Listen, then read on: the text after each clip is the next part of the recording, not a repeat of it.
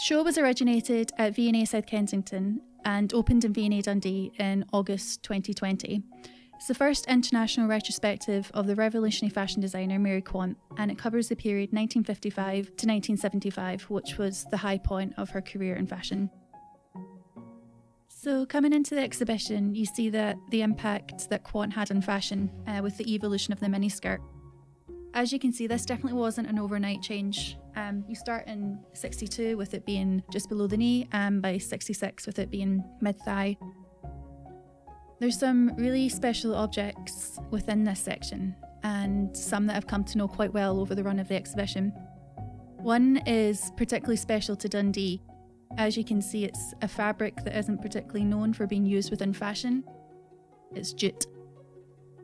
And Quant was really well known for pushing the boundaries on what fashion designers could do with textiles.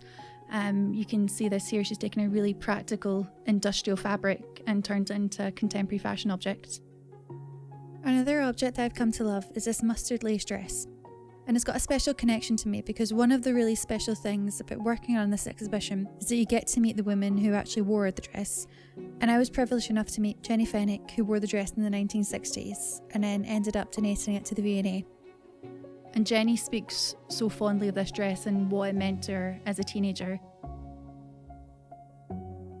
So Quant just wasn't known for revolutionising the fashion world in terms of clothing. It was also the way that clothes were marketed and merchandised to the public.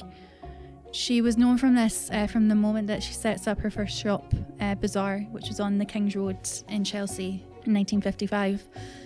And this was seen as a really fun place to be. It wasn't just shopping for the sake of shopping, it was shopping as a leisure activity, being able to go for dinner underneath the shop and sort of very much taking the feel of 1950s going into 60s London, that era of change that Quant encapsulates so much. One of Quant's legacies in fashion is the fact that she made fashion more democratised and available on a much wider scale than had ever come before, really. And she starts to do this with the Ginger Group range, which was intended to be cheaper and also intended not just to be sold in her boutiques in London, but in department stores around the UK. And worldwide, actually, across Europe to Australia and America. And as with everything about Quant, the name is really symbolic. Ginger Group means a breakaway group in politics. So it was the idea that this was something that was really radical and was definitely meant to put shockwaves through the fashion industry. As you can see, Quant continues to be really innovative with textiles. She uses jersey and stretch toweling a lot. Jersey was a material that had previously only been used in sportswear and underwear, but she turns it into a textile that can be used in fashion. And when she collects her OBE from the Queen, it's actually really similar to one of these ensembles that you see in front of me that she wears to recognise this really important moment in her life. So these wonderful iconic pieces of rainwear were another example of Quant being incredibly creative with her use of textiles.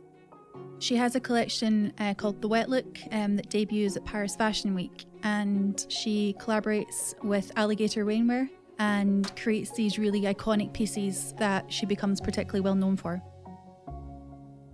So one of the things that's really important about Quant is the fact that, particularly in the latter stages of her career, there was many different parts of her fashion brand that became increasingly more accessible.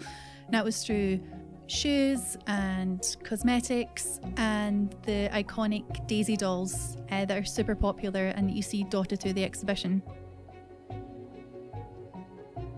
Mary Quant's legacy continues into the 21st century, inspiring designers today, and the brand continues to sell cosmetics, particularly in Japan.